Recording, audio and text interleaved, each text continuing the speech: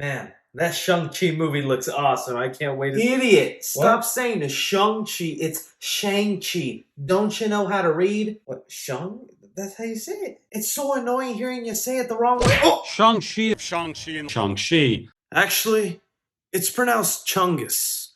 Chungus Chi.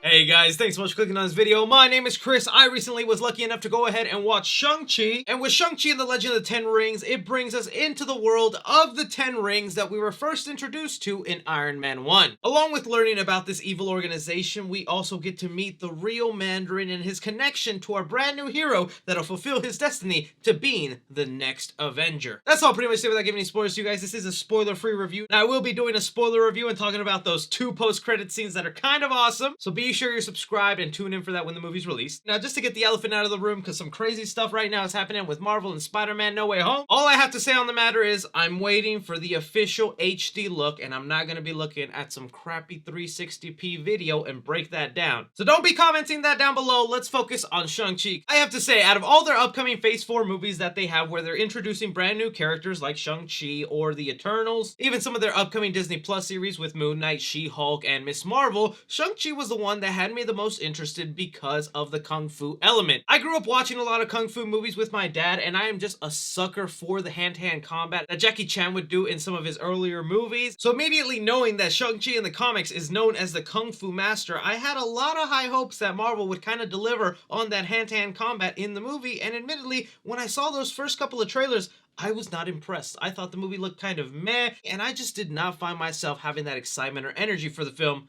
And then I saw the damn movie, guys. Like, the trailers are not doing this film justice. They are not hyping you up to the level they should be. But I guess that works in favor to people who want to see a lot of surprises in this film, because man, is this film filled with so many surprises that were hidden from the trailer. Starting off with one of the positives of this movie is Simu Liu, who plays Shang-Chi, our brand new hero into the MCU. It's always tricky when you bring in a new superhero that no one really knows about, and you're telling the audience that this is someone who's going to stay in the MCU for a while and most likely eventually join the Avengers like all their heroes do. But man, does he knock it out of the park with so much charm, charisma. He's such a likable, fun character that I honestly cannot wait to see him interact with future heroes. I honestly believe that after people see this movie, he will become someone's top 3, maybe favorite brand new MCU character that we've had, because the way they handle the introduction of his character in this film is so well done. As far as MCU movies go, where it's a solo film introduction, something like Captain America First Avenger, the first Thor, the first Iron Man, Ant-Man, Captain Marvel, this one honestly jumps up to the list of top 5, maybe top 3. A lot of the credit has to be given to the director of this movie, Destin Daniel Cretton, because yes, the fight scenes in this movie are glorious. I mean, the first fight that stands out to me that was one of my favorites is the bus fight. You kind of see a little bit of it in the trailers, and immediately as that fight starts going down and you get an idea of how Shang-Chi fights, how he can be charming, funny, and also a badass when kicking people's butt, I had a dumb smile on my face ear to ear as that fight scene continued on and on, because it's by far some of the best hand-to-hand combat that we have seen in the MCU. But even putting the actual choreography and the fight scenes aside, the way it is shot and displayed and the camera movements is what makes this so awesome, so sweet, because it's not shaky cam. It's very clear and in your face, and you know exactly what's going down and who's throwing the punches and where they're landing, and the fights kind of only get better from there as the movie continues. But Simu Liu wasn't the only outstanding supporting cast member in here. Awkwafina I found hilarious. I am a fan of her, and she's definitely another welcomed character in the MCU to fill in that light humor role. But most surprising of all was their take of the Mandarin for this movie, because I don't want to spoil anything, but Tony Lin, who plays the Mandarin in this movie, was not what I was expecting at all. And I really don't think he's the Mandarin you expect from the comics either. The history behind his character and the reasons he's doing what he does in this movie, I thought were really impactful, made a lot of sense, and not only that, it connected so well to Shang-Chi's story. It also helped that this actor is phenomenal, so when you get to some of the emotional parts of this film, it really lands the mark. As far as its connection to the MCU, they also do a great job of building the world out in the same way Doctor Strange introduced us to sorcerers and Thor introduced us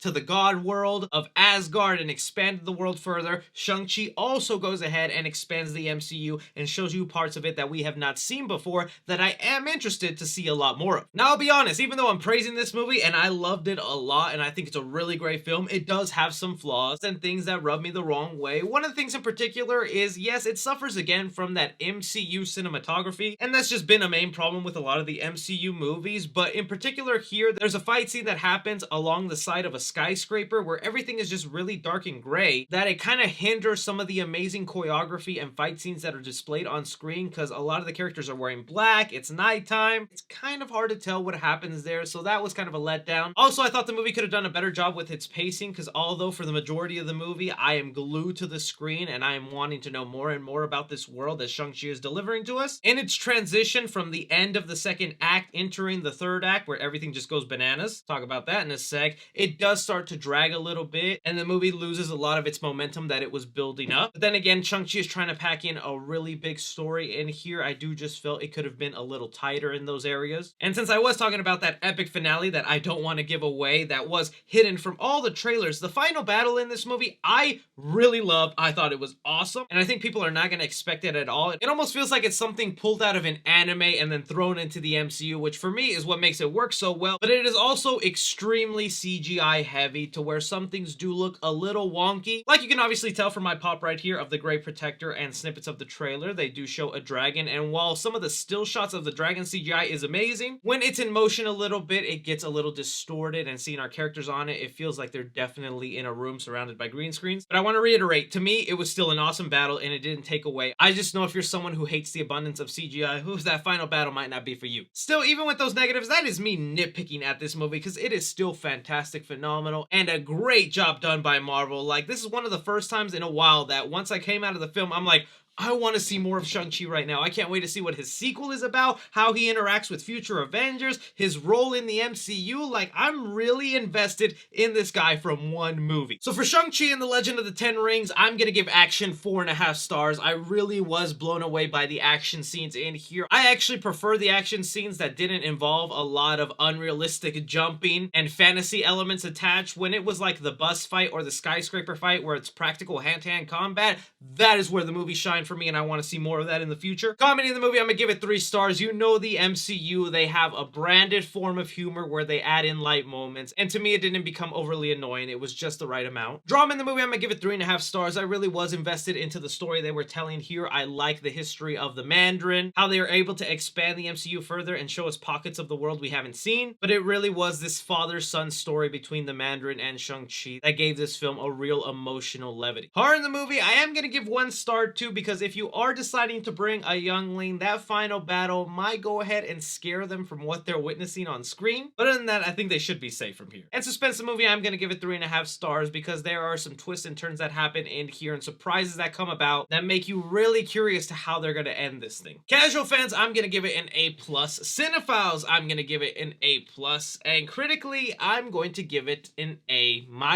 For Shang-Chi and the Legend of Ten Rings, I think it's a movie you should definitely buy and own. That's a keeper.